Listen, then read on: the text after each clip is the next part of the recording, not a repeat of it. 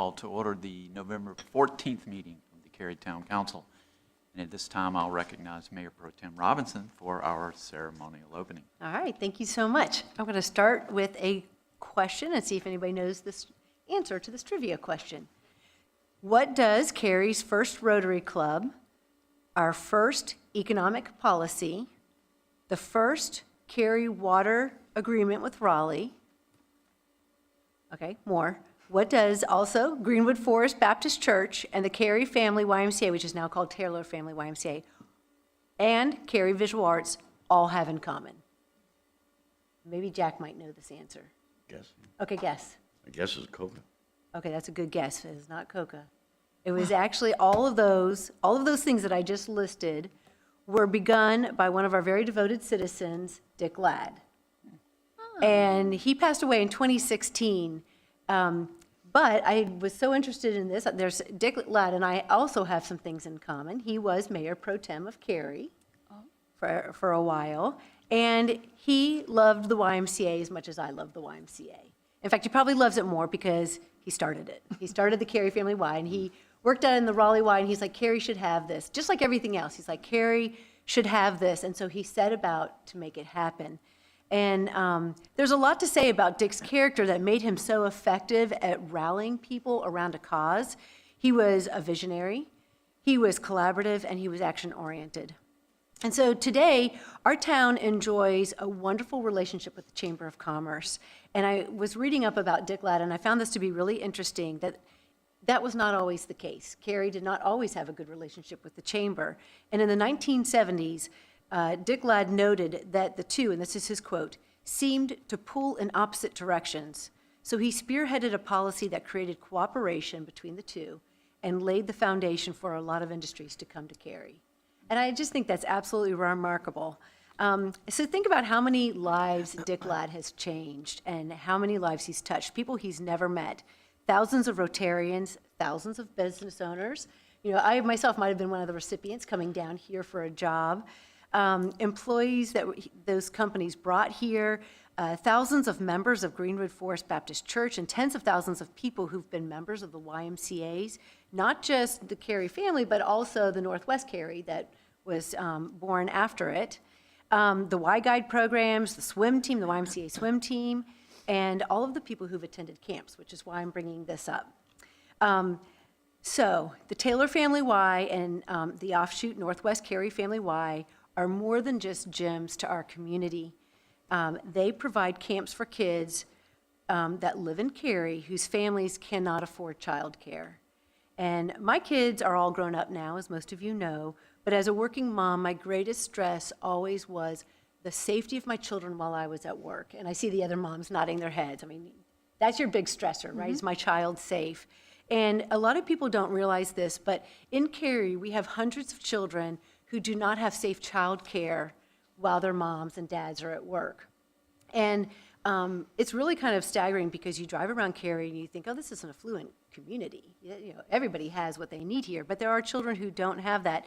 And it does really strike a nerve with me that there are children that are taking care of themselves while their parents are at work, or they're taking care of their younger siblings. And that's something that we see here in Cary. So while YMCA has not been able to provide camp for all of the children that are identified in Cary that really need it, but for the past many years, they have been able to provide camp for the weeks of the summer, and they're up to having 180 children per week.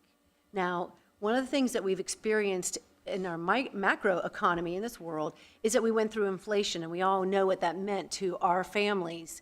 But for nonprofits, they're hit especially hard because they brought in the amount of money 2 years ago than they'd had the previous year, but because of inflation, they couldn't meet the needs for as many kids, so they had to cancel a week of camp. And what that meant is that they no longer could have the 9 weeks covered. They had to cover just 8 weeks of camp. So at least 180 kids were without camp for that whole week. So YMCA is back at it, raising money again, and we are going to hopefully raise the same amount we raised last year. We hope that we're not going to be down on camps. But I just want to bring this to everybody's attention, because if you care about Cary and you care about families, you care about the moms who go to work and serve us in our restaurants and our schools and so forth that can't take care of their children, I would just ask that you think about taking on the cost of a week of camp. And I'm really proud of all of my council colleagues and everybody at this table, Lisa and Sean included, because they've all contributed to the YMCA program, and several people I'm looking out here have as well. So I hope that we're going to be able to continue this trend, and I appreciate you giving me some time to have a PSA, because I really think that this is what community is about, and this is what Dick Ladd knew about Cary when he invested all of his vision and all of his time to start these institutions for us. And we're the beneficiaries of them, and I hope that in future generations they can look back to this generation and say that, you know, they're beneficiaries of our work. So thank you, and with that, let's pledge allegiance. I pledge allegiance to the flag of the United States of America and to the republic for which it stands, one nation, under God, indivisible, with liberty and justice for all. Oh, can I say one other thing? Sure. If you're wondering how to give to the YMCA, because I just left you hanging and I don't have a QR code to show you, let's see, I had it written down here. It is, maybe John knows, it's like ymcatriangle.org/give. And he said yes. Bingo. Okay, bingo. So that's what you would donate to, and I appreciate you letting me have this advertising time. Thank you, Ms. Robinson. First order of business is to adopt the agenda. Is there a motion to do so? So moved. There's a motion. Second. And a second. Discussion. All in favor, please say aye. Aye. Any opposed? Motion carries unanimously. Under recognitions, reports, and presentations, we have the manager's update. Thank you, Mayor, Council. I'd like to take a moment to reflect on the historic election we all experienced on November 5th. First and foremost, a sincere thank you to the nearly 100,000 citizens who came out to vote. The turnout was incredible and meaningful in so many ways. Cary is Cary because we, as government representatives, view our citizens as partners, and our citizens, in turn, see us as theirs.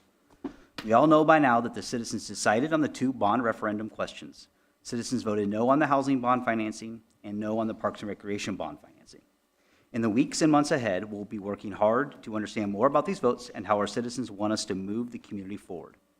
For now, and as we said in our bond education efforts, we will not be pursuing these projects that were listed on the ballot at this time. Instead, our focus will shift to expanding our dialogue with citizens about Cary's short-term and long-term goals and future. I'm excited about that, and so is the staff. With that, Council, I'd like to thank our citizens once again for their continued involvement in their government. And that concludes my report, Mayor. Thank you, Mr. Stiegel. And on behalf of the council, I want to thank the citizens as well for voting and participating. Being involved in your local government, voting on critical issues like these bonds is extremely important. And we all know the importance of democracy, and we're so proud to have that many citizens answer the questions that we ask. Would you like to do this? And we got a clear answer. And we want to let you know that we heard you.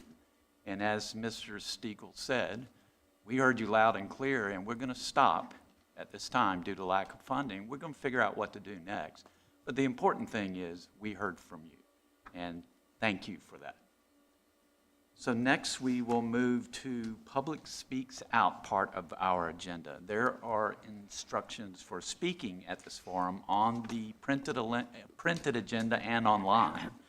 And there are 3 opportunities to participate in Public Speaks Out: through written comments, or by calling in, or by attending here in person this evening. And if you are here in person and would like to speak, I would ask that you please take a seat in the rows to my right that are now highlighted. Public Speaks Out speakers have up to 3 minutes each for their comments and may speak on any topic as long as it's not a public hearing, and that's to your benefit because you get more time at a public hearing. The 3-minute time limit will be enforced, not to be rude, but to be fair to all of the speakers. There's a timer on the podium. It'll start off with a green light. When you have 30 seconds remaining, it will turn to yellow. And when your time has expired, it will be a flashing red light. And that's the moment I'll interrupt you. Again, not trying to be mean or rude, but trying to be fair to all of our speakers. I would ask that all speakers please be respectful in their comments and direct the comments to the entire council and not to one individual. I thank everyone in the audience for understanding and respecting that this is a business meeting. Please do not applaud, make remarks from your seats, or anything else that may distract from the meeting. So now's the time for Public Speaks Out. And first I'm going to call on the clerk to read any written comments and call on any registered speakers. We have 2 written comments and 1 registered speaker. Monica Sanders requests improved communication between Go Cary door-to-door riders and reservation staff, noting a delayed pickup due to a bus breakdown. Nick Barslow strongly opposes 24RA01, citing increased traffic, safety risk, and environmental concerns. Our first registered speaker is Derek Wall.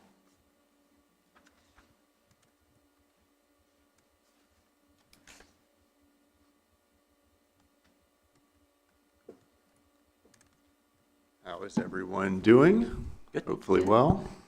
My name is Derek Wall, and I'm the Executive Director of the Triangle Aquatic Center in Cary. TAC is a nonprofit organization. We've been in service for almost 2 decades, and we're home to the TAC Titans. 1,300 swimmers plus call us home. Most of those are Cary citizens. Drowning is the #1 cause of accidental death for children under the age of 14.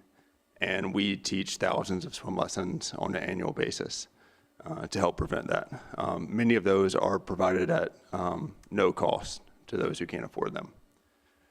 We also host 80 aquatic events annually that generate $7 million in direct economic impact to Cary and the surrounding area.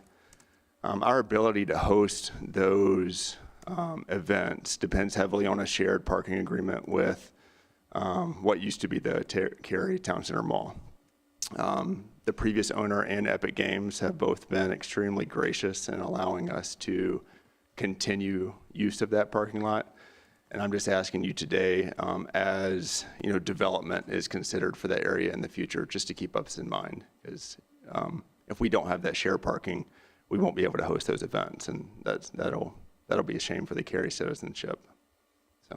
Thank you all for what you do, and I appreciate the time to speak here today. Thank you. No additional speakers. If you're attending here this evening and would like to speak on any topic that's not a public hearing, now's your opportunity. Anyone else for Public Speaks Out? Seeing no one, we'll close Public Speaks Out and we'll move to the consent agenda. For the benefit of people watching our meeting on TV, I'm going to take a moment to review our consent agenda items. Please keep in mind that 1 vote approves all these items.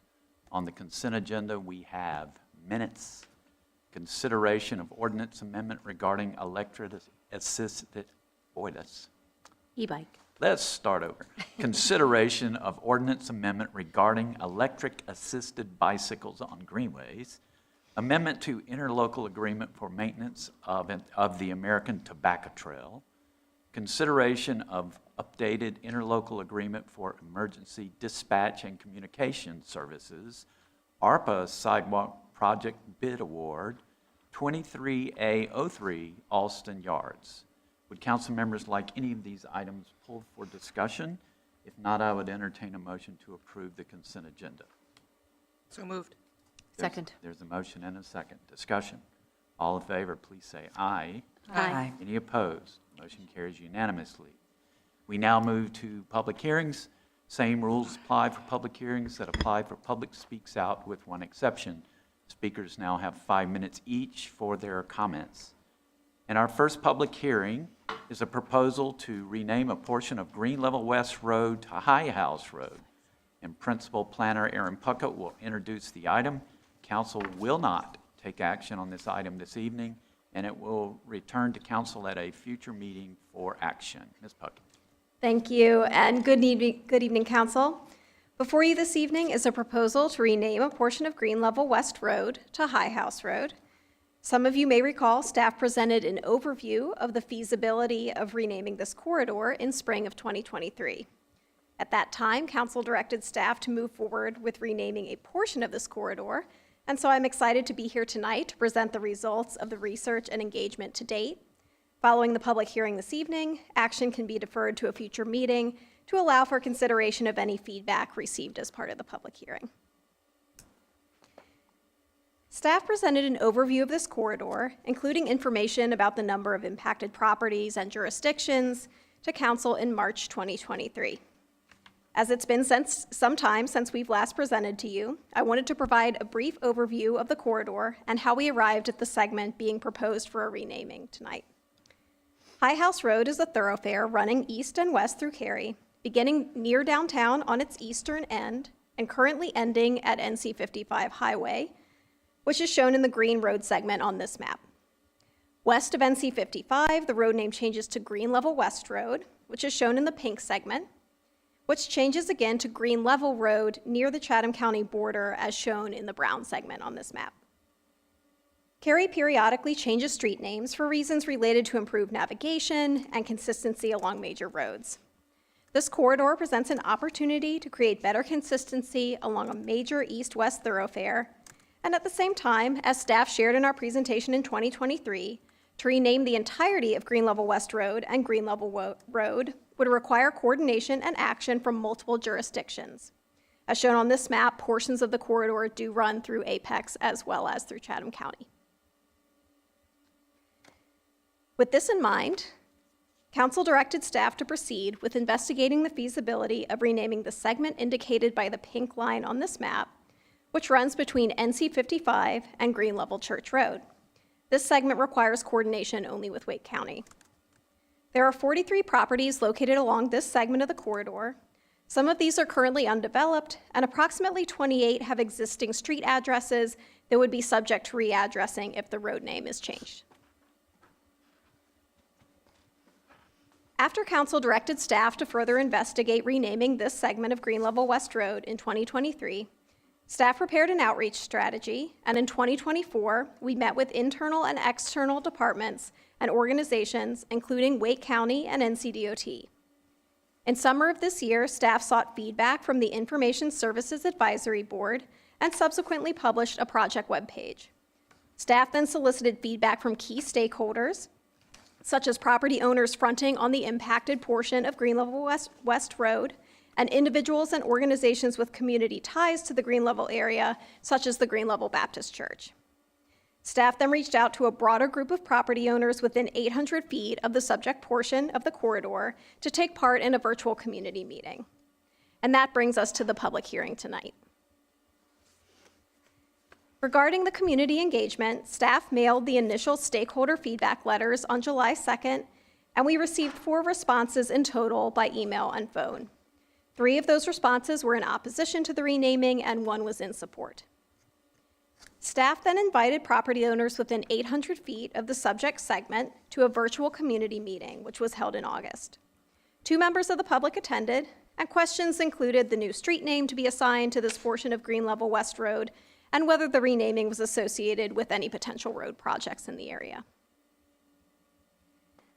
Staff coordinated with internal and external departments, including NCDOT and Cary's Public Works Department, to produce a general estimate of the fiscal and traffic impacts of the street renaming. We estimate between $75,000 and $100,000 will be needed to update all highway and roadway signage in the Green Level West area, with the majority of that cost associated with the highway signage.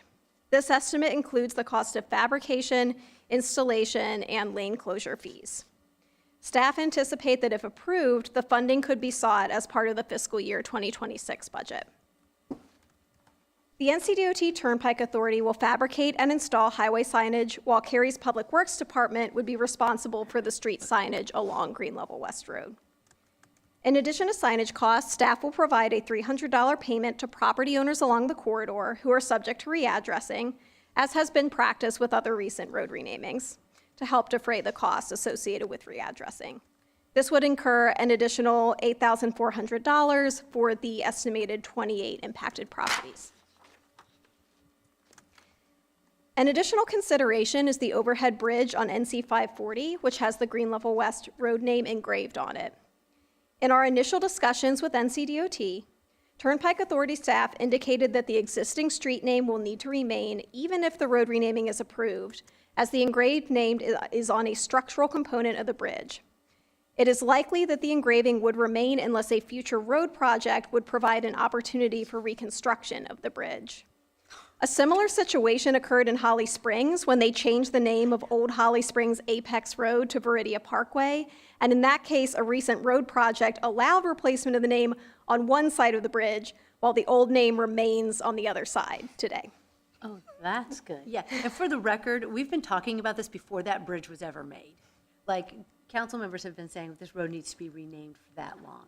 Because when that bridge went up, I was like, great. They just Etched it. etched it in concrete or whatever, I yeah. mean, there's some spackle that can address that. So, I mean, I'm a DIY, let me at it. We'll add it to the budget. I can print you a new sign tomorrow. So following the public hearing tonight, action may be deferred to a future meeting to allow council to consider additional citizen feedback that we received this evening. And if council votes to rename the subject segment of Green Level West Road, staff will coordinate with Wake County on the timing of a public hearing with their Board of Commissioners. Wake's board must also approve the renaming before any street name changes go into effect, and they will not hold a public hearing until Cary Council takes action. If Wake County also votes to approve the renaming, staff will coordinate with the relevant internal and external departments to finalize the sign replacement schedule and funding. Staff will also notify impacted property owners about readdressing and the effective date of the new name, and notification of the renaming will be sent to relevant Cary departments, third-party agencies. We anticipate the road name would go into effect concurrent with the signage updates, and due to lead times with the highway sign fabrication, which may take 5 or more months, this could take several months to go into effect. This concludes my presentation, and following the public hearing, I'm available for questions. Thank you, Ms. Puckett. Thank you. So now is the time for the public hearing for the Green Level West Road renaming. And I'll call on the clerk to read any written comments and call on any registered speakers. We had 3 written comments and 1 registered speaker.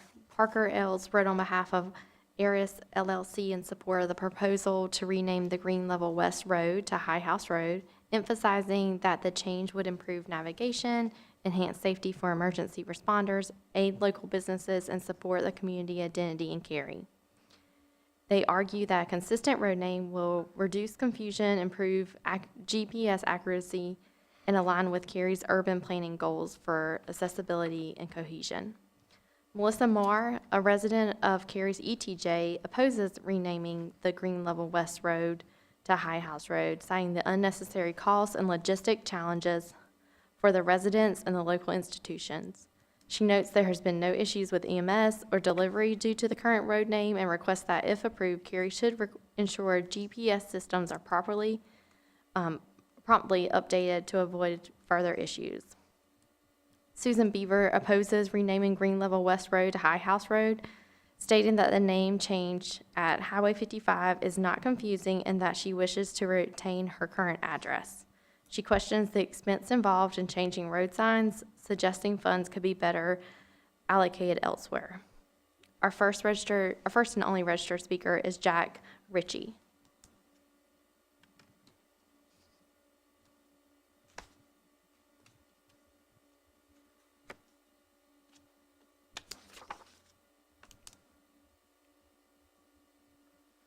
Good evening, Mayor and Council.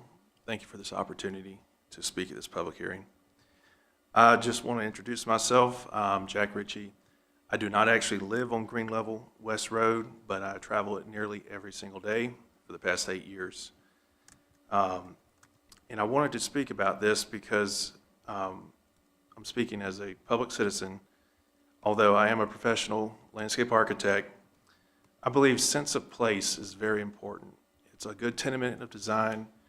It makes for good communities, preservation of history and greater history of Cary and Wake County. And I would like to bring to your attention that, Green Level is a very small crossroads, but it's a unique place. I like living there. Drive through there every day. I've seen a lot of change over the past 8 years. And just as a private citizen, I would like for this road to remain Green Level West Road.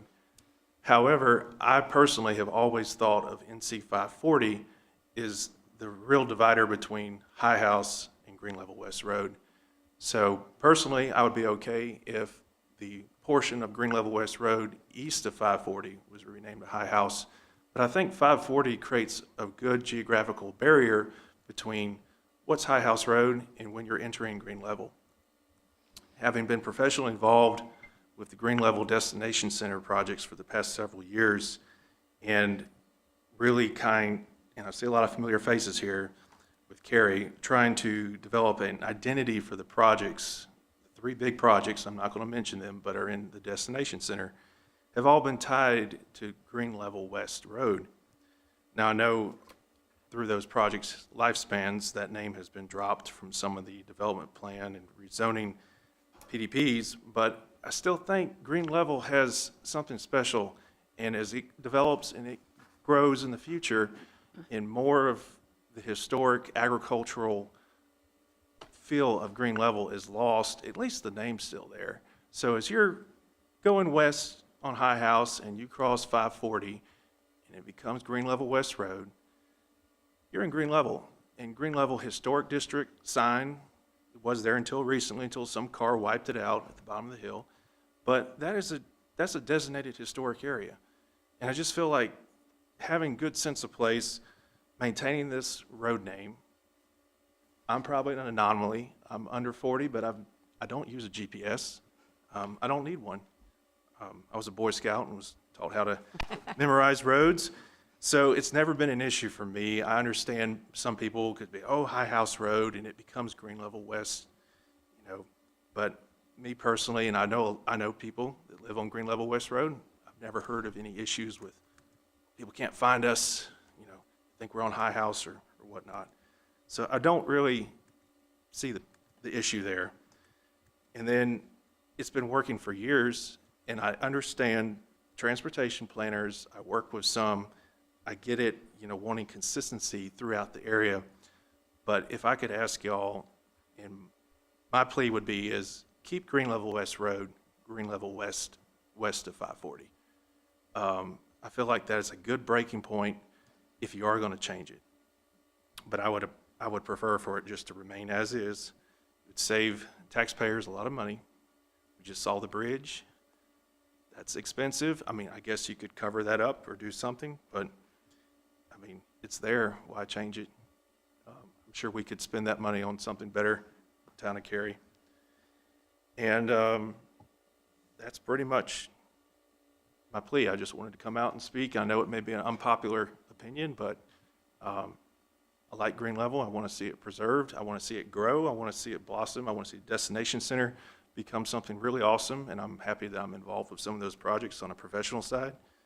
And I would just ask that you would consider at least preserving part of Green Level West Road as Green Level West Road. So thank you. Thank you, Mr. Rich. No additional registered speakers. If you are here in the audience and would like to speak at this public hearing, now's your opportunity. Anyone to speak at this public hearing? Seeing no one, I'll close the public hearing. And I have a couple of questions to ask Ms. Puckett. The cost to reimburse residents, does that apply to ETJ? It would, we would typically send that to anyone that has a structure that's required to readdress, including TJ. Okay. And now I'm going to ask you to speculate. There were 25 properties and we heard from 3 or 4? Right, 25 letters were sent to those directly impacted properties, and we heard from 4. That's really confusing to me. I don't understand why you wouldn't get any comment from them. And if you have any thoughts, I would love to hear them. And again, I'm asking you to speculate. I don't know. Sure. So some of those properties are part of the 3 development projects that are out in that area. So those will eventually redevelop with new internal street names. So that could be part of the reason those developers may not have a strong opinion about the road name change. It may not directly impact them. Some of the other properties that are owned by individuals, I know there is a family out there that owns, I believe, many of the properties. I think one of the email responses we received sort of alluded to they were speaking for a number of members of the family, so that could be part of it And as were well. they for or against? They were against. Okay. That's all I had. I have a question for you, because the reason why the line stops where it does is because we would then be working with Apex for this. But there are no addresses in Apex that actually front the street, are there? I mean, or if there are, they're very, very few, and they're like a couple of the houses have been there forever. Because all of Apex's new development is within subdivisions. Much of it is in subdivisions. I believe when we looked into this for the original staff report we brought to you over a year ago now, when we did look at this, I've got the numbers here because I believe there were a few that were impacted in Apex. It was 11 properties in Cary, 25 in Apex, and 17 in Wake County. So those did have addresses off of Green Level currently. Now, whether they're Green right level for west or redevelopment. green level? Just, Sorry, Green Level West. Sorry, yeah, yeah, which one? Green Level West. Okay, okay. Yes. Okay. Because green level west is actually east of Right. green level. Green Level is the segment that continues into Chatham County. I mean, that's part of the confusion that we're trying, Yes. just one of the parts that we're trying to address is everybody says, well, green level west, well, sorry, that's east of green level, not west of green level. So the name is confusing already. Yes. Got it. For people So- who don't live there or go through there every day. Yeah, and one thing I hadn't thought about how much the signage would cost on 540, but it seems like the bang would be worth more buck if we did extend it over to the Chatham County line at least, because I mean, this is never going to be easier than it is now, and it would have been a lot easier if we had just done this 12 years ago when we first started talking about it, you know? So I just wonder if, you know, we do want to reach out to Apex, or maybe you already have, and Apex is like, hold the phone, we're not in support at all. I think, now these conversations are a little bit dated, but their position about a year ago was, you guys go ahead and adopt it first, and then we'll let you know. Oh, okay. Which I think would be the position we would take if they were. If they were doing it. Yes. Okay, so yeah. so it's just like, they're not opposed, they're just like, hey, let's see what happens when you do it, and then we. I think they didn't indicate, they indicated, you do it first, and then we'll let you know. I right? see, Yeah. okay, Yeah. all righty. Yeah. Okay, well, I appreciate you guys bringing it forward. I, of course, will think about what Mr. Ritchie has brought to us, but my gut is to lean towards doing it. Yeah. Yeah. I agree, and one of the other thoughts that we had discussed, and so I just want to put it out there because a few of us have talked about it. At one point, we were talking about, well, can we just rename Green Level West Road to Green Level? So then we don't have 3 different changes. We don't have High House, Green Level West, then Green Level. But what I remember and wrote down was that there were some numbering potential issues with doing that. Plus, you're doing the whole thing anyway, you're renaming. So why not just continue High House rather than renaming a road? Right? And we could verify that, whether it would impact the address numbers, we'll verify with our addressing experts. Because that would hopefully be a compromise between the two things that we want to do, which is, one, have continuity, because we're not going to likely change Green Level Road. It's outside of our jurisdiction as well. And it removes the confusion, and it keeps the sense of place for the Green Level folks, especially where it changes names to Green Level Church Road. So then you wouldn't have Green Level West, and Green Level Church. You just have 2. Other thoughts or comments? Well, I'll just share my perspective. I have to say, Mr. Ritchie was persuasive. But now I'm looking at it, and the west is the problem, right?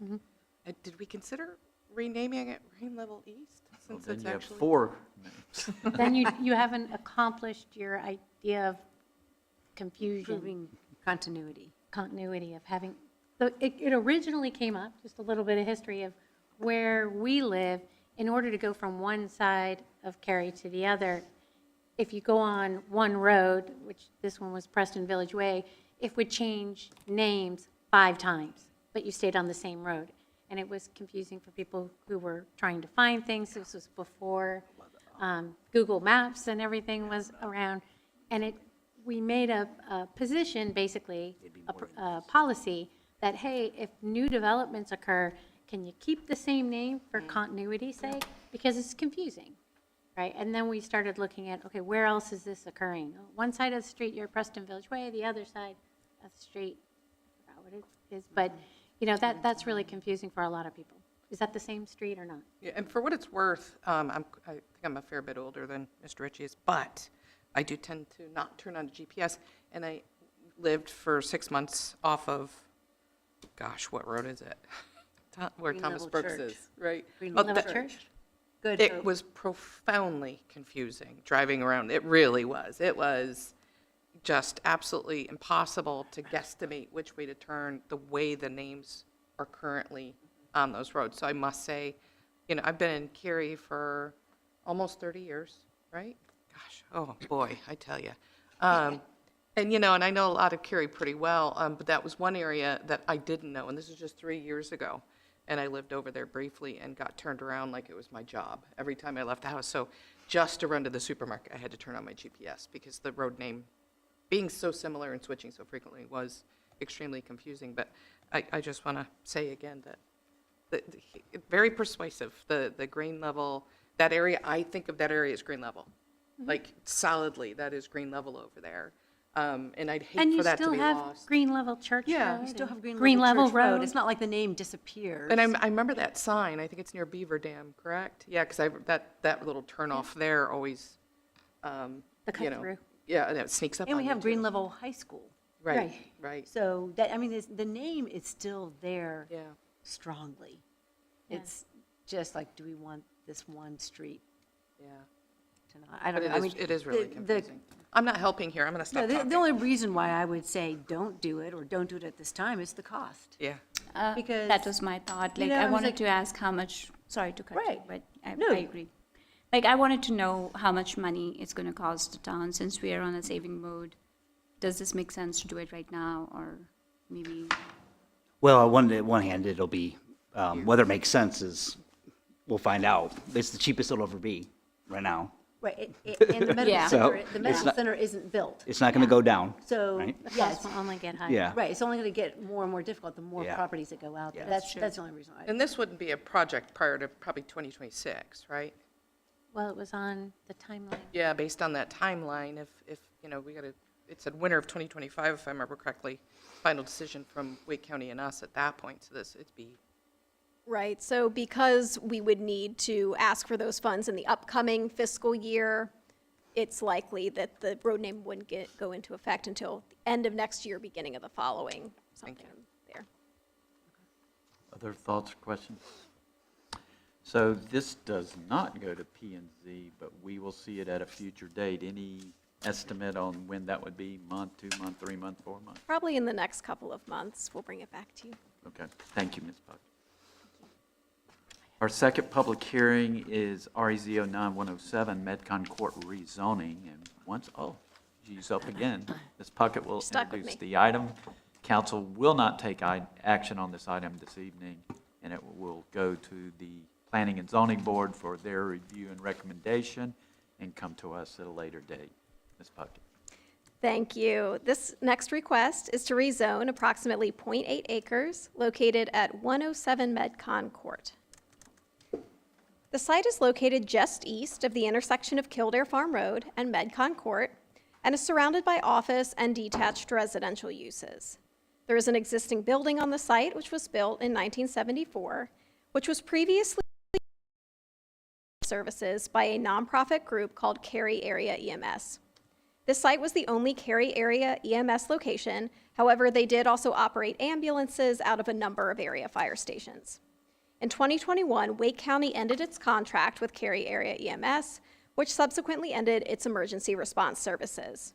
I do want to note that Cary did not lose any response preparedness at that time with the ending of the contract, as Wake County did replace the area ambulances with their own.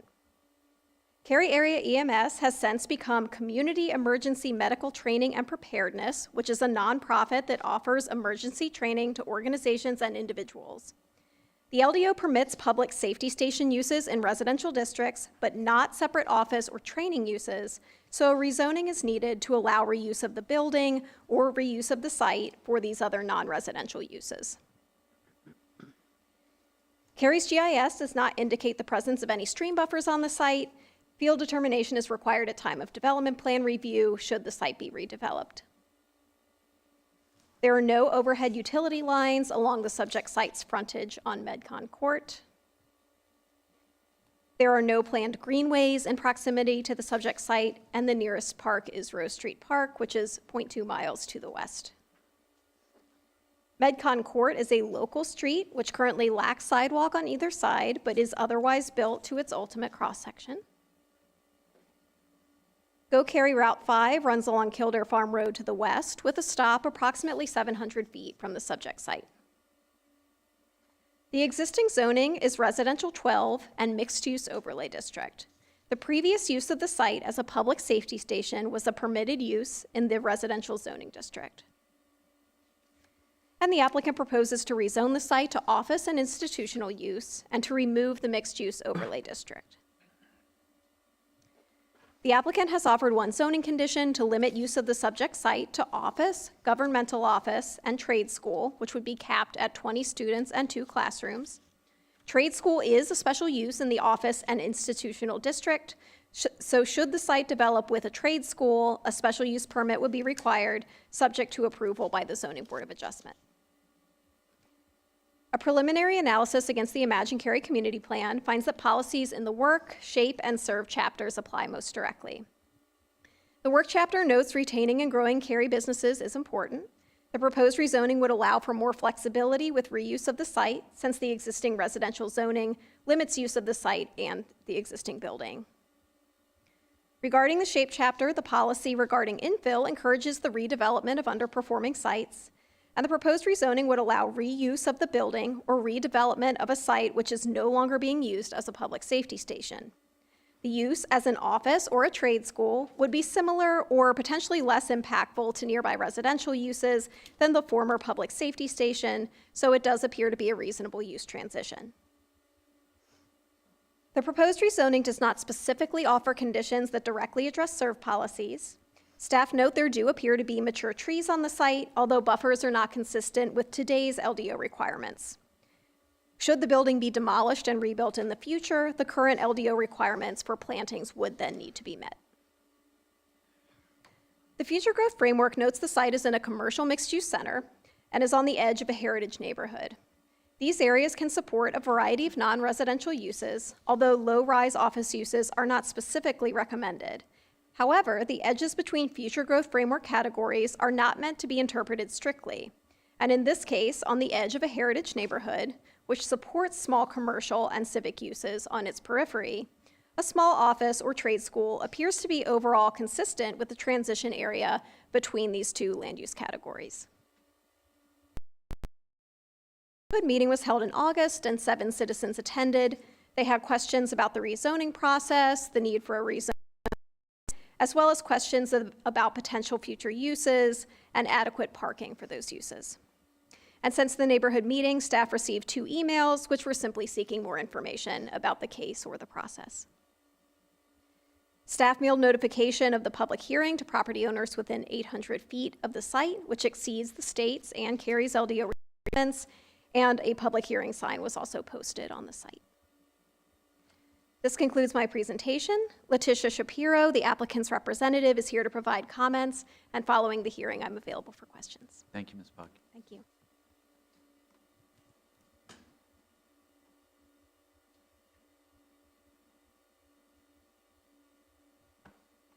Good evening, Mayor, members of council. Letitia Shapiro, Morningstar Law Group, here on behalf of the applicant, Cary Area Emergency Medical Services.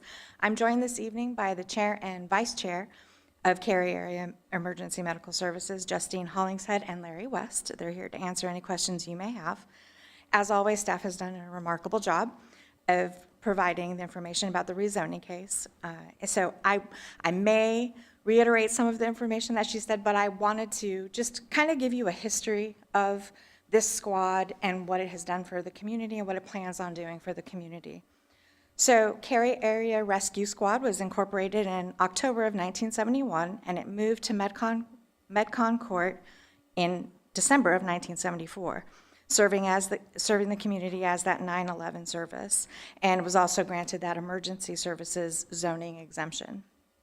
And it ended its 911 service when Wake County consolidated to a single agency in 2021, and as such that exemption has since gone away, which necessitated the rezoning. As of July 2024, Cary Area Emergency Medical Services is now known as Community Emergency Medical Training and Preparedness, or Community EMTP. And its vision and its mission is to foster emergency preparedness and response through education, training, services, and community outreach. Some examples of that are free flu clinics. They also have education and training in CPR, AED, and first aid. They have partnerships that support the town's community emergency response team and MOUs with regard to usage of needed equipment. Additional community outreach in the form of blood drives and health fairs. And they have also done some building improvements. They have installed a new roof. They have repaved the parking lot. They've upgraded the security cameras and signage and removed a basketball hoop in the back of the parking lot. They have pruned the large, beautiful oak in front, and they're now focusing on the landscaping and regular building maintenance. They did want to note that they were very inspired by Councilwoman Robinson's story about the YMCA, and they are going to take to the board a possible donation and some kind of partnership with the YMCA. So they wanted to thank her for that story. But as we move through this rezoning process, we look forward to hearing all of your feedback and hope to ultimately get your approval. Thank you. Thank you. So now's the time for the public hearing for 24 REZ 09-107 Medcon Court rezoning. And first I'll call on the clerk for any written comments or any registered speakers. No written comments, no registered speakers. If you're here and would like to speak at this public hearing, now's your opportunity. Anyone to speak at this public hearing? Seeing no one, I'll close the public hearing, open it up to the floor, open the floor up to my council members for their comments and questions. I don't have any. Any questions on this end? No. So the process is this will now go to the Planning and Zoning Board for their review and recommendation. They will review it to see how it matches with our Cary Community Plan and make a recommendation back to council, and it will come to us at a future date, likely in a few months. Thank you, Ms. Thank you. Buckett. Our third public hearing and our last public hearing is 22 REZ 03, Bachelor Road and 1009 Knotty Oaks Drive. And Principal Planner Rachel Smith will introduce this item, and council will not take action. Once again, this will go to our Planning and Zoning Board for their review and recommendation. Ms. Smith. Good evening, Council. This is a rezoning request for approximately 19.36 acres located on the western edge of Cary at the Chatham and Wake County line. The property is a half of a mile north of Green Level West Road and a half mile to the west of the American Tobacco Trail. The southeast corner of the site has frontage at the terminus of Bachelor Road, where it connects to Knotty Oaks Drive. Access. East of the site is the Shadow Creek neighborhood. To the southeast is the proposed Courtyards at White Oak site for 170 dwelling units. Council held a public hearing for the Courtyards rezoning case, 23 REZ 03, on September 26th of this year. Further southeast is the approved Green Level Trail development, which is presently under construction for 203 dwelling units. To the south and west of the site are low-density residential developments in unincorporated Chatham and Wake counties. The applicant has offered a zoning condition to build the portion of the Woodhall Greenway Trail running through the site as shown on the Parks, Recreation, and Cultural Resources Master Plan. This segment is approximately 1,500 feet long and will tie into the larger trail network planned for the area. To the southeast of the site, a section of the Jacobs Creek Greenway connecting to the American Tobacco Trail is presently under construction. Bachelor Road is a 2-lane local roadway in unincorporated Wake County. It is 0.6 of a mile long and is maintained by the North Carolina Department of Transportation, NCDOT. No curb and gutter, nor bicycle or pedestrian facilities exist. The future cross-section would call for curb, gutter, and a 5-foot sidewalk on at least one side of the roadway. Further to the south of the site, Bachelor changes to a collector street classification and terminates at Green Level West Road. I will note that this site is to the west of the proposed renaming for Green Level West Road. There are no existing power lines along the site's frontage. The site is adjacent to Cary's corporate limits, with Wake County Residential 40 watershed and Chatham County Residential 1 zoning. A public hearing for the associated annexation petition, 22A03, was heard on June 23rd of 2022. The rezoning public hearing was not held at that time to allow the applicant time to further refine their request. The final decision on the annexation and rezoning are anticipated to occur at the same time at a future council meeting. The applicant is proposing to zone the entirety of the site Residential 12 Conditional Use, or R12CU, via the application of initial Town of Cary zoning. The proposed zoning conditions include limiting the use to 30 detached dwellings. The developer is committing to build the Greenway Trail running through the site, locating the community gathering space adjacent to the trail, and providing pedestrian access to the trail from the internal street network. The community gathering space of 5,000 square feet will exceed the LDO minimum by 1,000 square feet. Lot sizes will be calculated outside of any riparian buffers. Current and proposed development activity may help to provide additional connectivity in the area. The Green Level Trail developer is presently building the extension of Yates Store Road north from Green Level West Road and Jasper Olive Road along the extent of their property. Should the in-process Courtyards at White Oak rezoning case be approved, as well as the approval of the subsequent development plan, the developer would construct additional segments of Yates Store Road and Jasper Olive Road. These roadways would collectively provide a secondary route to Green Level West Road from just to the south of the site, where Jasper Olive Road is planned to connect to Bachelor Road. Staff has evaluated the requested rezoning against the Imagine Cary community plan. First, we note the western portion of the site is located within the Chatham-Cary Joint Land Use Plan low-density residential area. This area recommends densities not to exceed 2 dwellings per acre.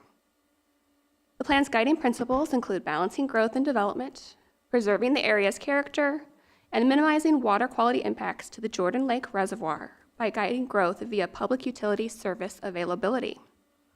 The rezoning's proposed 1.55 dwellings per acre is consistent with the plan's low-density residential guidance. Additionally, a small portion of the site, as shown by the blue star, is located within the Green Level Special Planning Area, neighborhoods west of Flat Branch Sub-Area. This special planning area supports a gradual downward transition in density, moving west from NC 540 towards the Chatham County line, with areas west of the Flat Branch stream not to exceed about 2.5 dwelling units per acre. Additional policy guidance includes shielding development from thoroughfares, providing context-sensitive design, and a predominant land use of detached dwellings on lot sizes of 1/4 acre or more. The proposed R12 zoning with 12,000 square foot lots is not out of keeping with the area's current land use pattern and generally meets the policy guidance of the special planning area and the Live and Shape chapters. When looking at the Engage chapter, we note the commitment to build the Greenway Trail may help to meet the plan's objectives to provide citizens with a high-quality greenway network. Further, the applicant is providing commitments to locate the community gathering space adjacent to the trail and to provide pedestrian connectivity from the internal street network. When looking at the Serve chapter, the proposal includes community gathering space of 1,000 square feet more than the LDO requires. This may provide additional open space. When looking at the Move chapter, we note that while development may help to build out roadway connectivity to the site, the timing relative to this proposal remains uncertain as the developers and approval processes for building the roads are unaffiliated with this rezoning request. Once there are alternatives to Bachelor Road, concerns regarding pedestrian safety and traffic are largely mitigated. It should be noted that should this rezoning be approved, Bachelor Road will remain an NCDOT roadway. Cary and NCDOT routinely meet to evaluate roadway jurisdiction. A neighborhood meeting was held on April 6th of 2022, followed by a voluntary second neighborhood meeting on March 13th of 2024. A second meeting is encouraged to update neighbors when there is a lapse in time or case revisions. There were 24 attendees at the first meeting and 6 attendees at the second meeting. Questions and concerns expressed at the meetings included construction traffic, speeding, LDO requirements, stormwater, buffers, and the development scope, layout, and price of the proposed homes. There have been 2 emails following the posting of the public hearing sign. Concerns were related to the impacts of traffic and a desire that Cary take over the maintenance of Bachelor Road. Additionally, residents in the Providence at Yates Pond neighborhood would like to see a priority put on building out the trail network in the area. Staff mailed notice of the public hearing to property owners within 800 feet of the subject site, which exceeds state and Cary LDO requirements for notice, and we posted a sign on the property.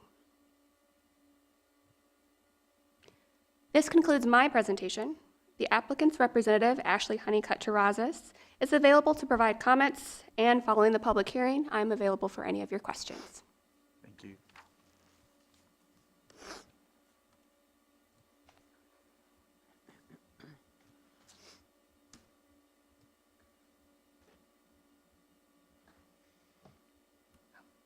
Good evening, Mayor and members of council. My name is Ashley Honeycutt-Terrazas with Parker Poe at 301 Fayetteville Street in Raleigh, here tonight on behalf of the applicant for this case, Shenandoah Homes. And Rachel gave a very thorough overview, so I'm just going to hit a few points here. So as with the Augusta case that you heard a couple of months ago, Shenandoah filed this request for annexation and zoning of this property at the beginning of 2022, almost 3 years ago now. And Shenandoah's intent for this 19-acre property is, again, a relatively small, low-density residential neighborhood with large higher-end homes, very similar to the adjacent Shadow Creek neighborhood, immediately adjacent to the site, and other smaller neighborhoods that they've built in Western Cary, most recently 3 phases of Autumnwood and Autumnwood North, just to the east of the site. The staff report notes, and it may go without saying, but this type of housing is still very much in demand in this area, and it's not being built at the rate that it was in the past. And so, like other neighborhoods, Shenandoah wants this neighborhood to be in Cary. And I wasn't at the annexation hearing, which was, like Rachel mentioned, in June of 22, because I was not representing Shenandoah yet. But I'll just note that the annexation and development in Cary ensures that this property will be developed under Cary's higher standards and consistent with Cary's future plans for this area. And that residents will have access to Cary's public utilities, water and sewer, which is better for for public health. And in other words, they want to build a 30-lot subdivision in Cary with all of its additional development requirements rather than a 19-lot subdivision in the county under its current zoning. And so the R12 CU zoning for this property that Shenandoah first proposed really about 3 years ago now was and is consistent with Cary's future plans for the property as outlined in the community plan, Green Level Special Planning Area, and the Chatham-Cary Joint Land Use Plan. The conditions we've worked on with staff over many months make the proposed zoning and the future development it would allow even more consistent with these plans. As Rachel mentioned, the lot sizes are consistent with in keeping with the 2 adjacent Cary neighborhoods, Shadow Creek and Providence at Yates Pond. And the first 2 zoning commitments limit the use to no more than 30 single-family detached dwellings, density of about 1.55 units per acre. And we've added conditions very typical in the green level area to calculate the lot sizes outside of riparian buffers that may be located on the property, which keep the development further away from these environmentally sensitive areas than the LDO already requires. Also added a condition to a 5,000 square foot minimum community gathering space adjacent to the greenway to further enhance that public recreational amenity. And finally, we've added a condition to provide pedestrian connection to and build approximately a 1,500 linear foot section of the public greenway that's been shown on the Cary Parks and Recreation Master Plan since about 2012, when the town really started planning for the future recreational amenities and resources for Western Cary residents in that plan update. And Shenandoah is committed to build this section, not just dedicate an easement for the future greenway, which is what the Providence at Yates Pond did, just that neighborhood just to the north of the site. They didn't build it, they just have an easement. So developing this property in Cary means that an important piece of that recreational puzzle for current and future residents is built.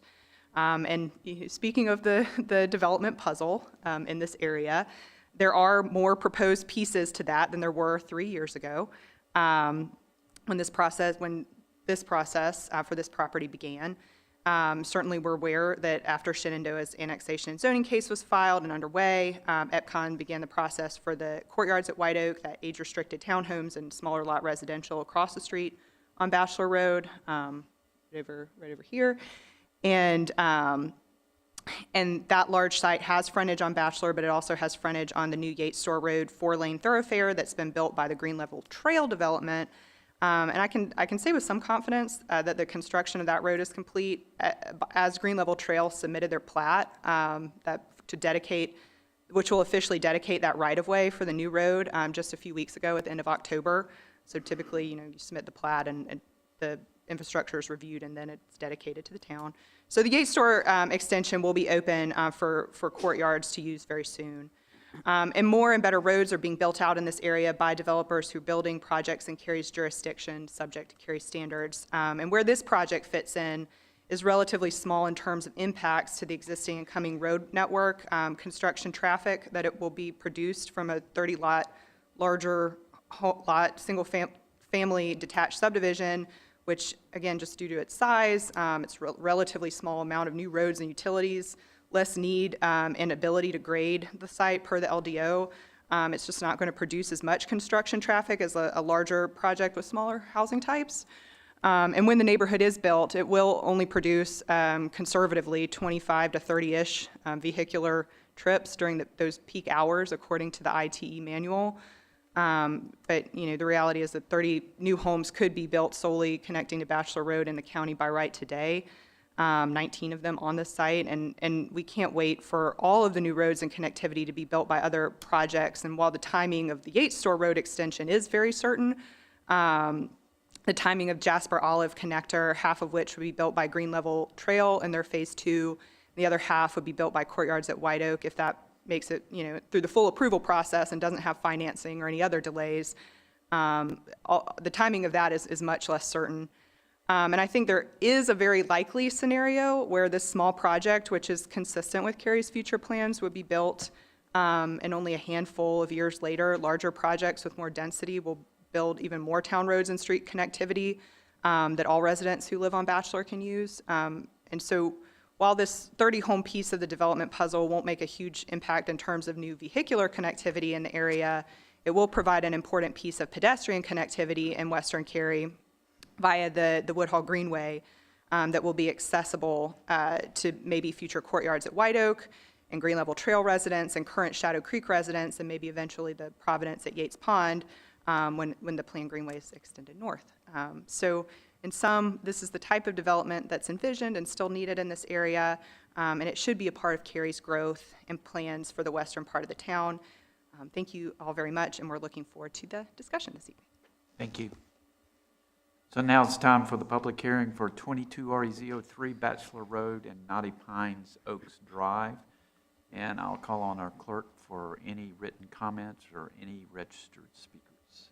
No written comments and no registered speakers. If you're here attending this evening and would like to speak at this public hearing, now's your opportunity. Anyone to speak at this public hearing? Seeing no one, I'll close the public hearing, open it up to my colleagues for questions or comments. I have a couple of questions, but it's Sarika's district, so maybe. I don't have any questions right now. Okay. Could we go through the connections? The Yates Store, the Bachelor Road, all that? Because this only has 30 units, and you have Shadow Creek Development, and you have Courtyards, were they all underneath the 99 unit, so they didn't have to do a traffic study as well? So that's an excellent question. So there are approximately 44 existing homes, either in Chatham or Wake, with driveways off of Bachelor singular access. Right. That includes the 23 homes off of Knotty Oaks Drive in the Shadow Creek neighborhood.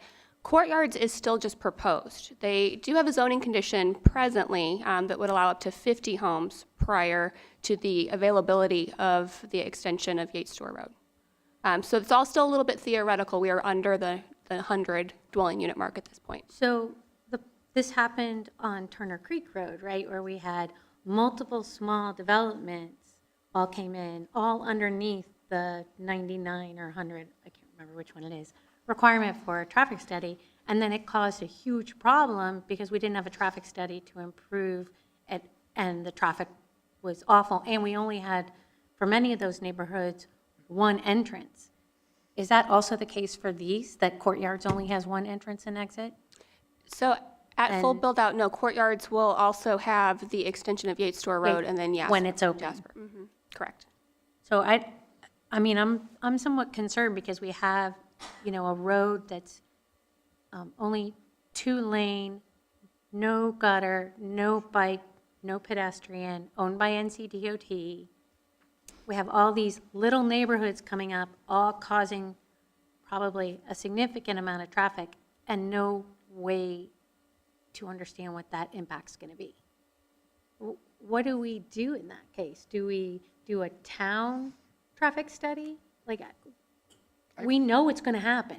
I've proposed in the past that when we're seeing these piecemeal projects come together in a small area where they don't meet the threshold for a traffic study, that we consider having some kind of policy where if they meet a threshold of cumulative effect, that we then trigger a town, maybe a town traffic study. But I think as we infill, if we don't address this proactively, it's going to I don't know what catch us. legally what we can do. Well, we actually discussed doing that several years ago now. I don't know if anybody can help me with when, but we did discuss this issue of, you know, kind of, can we require cumulative traffic studies? And at that time, council elected not to move forward with it, but it's something we could look into again if you're concerned. I just speak from myself and certainly weigh in. I'm very concerned because it's not just the 2-lane road of Bachelor that we don't own and don't have the jurisdictional rights to, but it's the concern that Yates Store Road isn't ready yet, so there's no way to get around it. And you have all of these developments going on at the same time. I'm really concerned that we're setting people up for a significant amount of failure. And so I would like us to consider what it would take to look at that on the front end rather than on the back end once all the neighbors move in. And I think as with the Courtyards at White Oak, as Ms. Smith mentioned, they've offered a zoning condition to limit the number of units that are built prior to some of these roads getting built out. So that is something that developers with rezoning proposals can consider. But say that again, that they would I remember limit, that, yeah. they would limit the number of units? Right, so Courtyards at White Oak said that they would build no more than 50, Rachel can correct me. Correct. No more than 50 units before they have the connection from Jasper Olive and over to Yates Store Road. So timing commitments like that are things that developers can offer. Right, the timing is helpful for the construction phase, right? But it's not helpful at the end of the day when you have more and more units and you don't have a road that can support it. Right, and so the timing here would be considering something that, you know, when Yates Store Road and Jasper Olive are built and would give folks a different way to get in and out of the I see neighborhood. what you mean. Okay. Yeah, I would like us to think about that. I also understand, you know, your question and your comment with regards to, you know, the last person in, whatever it is that triggers it, you also put an undue responsibility on that last guy. Right. Right, and so they're all rushing to the finish line, so they're not the last guy, and they have to pay for the traffic study. We already know that they're already in the process. We might as well figure out a way to maybe mitigate it by spreading the cost across the 3 of them equally, if that's possible. I don't know what's possible. I'm just making it up. Well, we can bring back a proposal, as Lisa said, for you to consider, including associated costs for us to do such a study, and then you can This make- is how it's going to be for the future, because there's no big tracks left, so everything will be yeah. piecemeal. Yeah, definitely. Yeah. So should I consider Yes, that please. direction? Yes, please. Yes. It takes 4 of you. Need 4 nods. Yes. Okay. Motion? Do we need a I'll motion? make a motion that staff investigate a process through which we can trigger traffic studies for cumulative projects that don't exceed the 99 unit threshold. Good. I'll second. I'm so proud of myself. Discussion on that motion? All in favor? Aye. Any opposed? It's unanimous. Now you have direction. Yes, thank you. Just want to be clear. Can I ask one more quick question? I do hear from citizens frequently if they're a little bit frustrated about some aspect of living on an NCDOT road. And I'm not bashing NCDOT. They've got a lot of roads to manage. They often say, "Why can't Cary just take it over?" I hear that more frequently than you think. Is it just money though? Is it? Well, Is that something that's ever you've already done? paid taxes for DOT to take care of those roads, so you're like paying double twice. taxing Yeah. if we pay for those. So, and then if we built it, then who's going to maintain it? Right. It's still a DOT road. So it's just not a thing. Not a smart thing. It's not a wouldn't- fiduciary. Okay, it would not be a Smart. fiscally Fiscally responsible. smart move on Well, our there part. are circumstances where that could and has happened, but they're pretty rare. They're So, very rare, yeah, okay. so it's not a complete no-no. I just wanted to ask that for the sake of asking. Good question. Any other thoughts, comments, questions? No, I will say one thing, I was really excited to not even have to ask about the Greenway. So thank you to the applicant for putting that in there. That's fantastic. When you already come with that, we don't have to say, oh, please do the Greenway. So it's not just giving it to us, but also the construction. It'll be a huge amenity for all the people who live there, and it's such a beautiful area. All right, this will go to our Planning and Zoning Board for their review and recommendation. Will come back to us at a future date. Thank you, Ms. Smith. That concludes the items on our agenda. Unless there's any other business, this meeting is adjourned.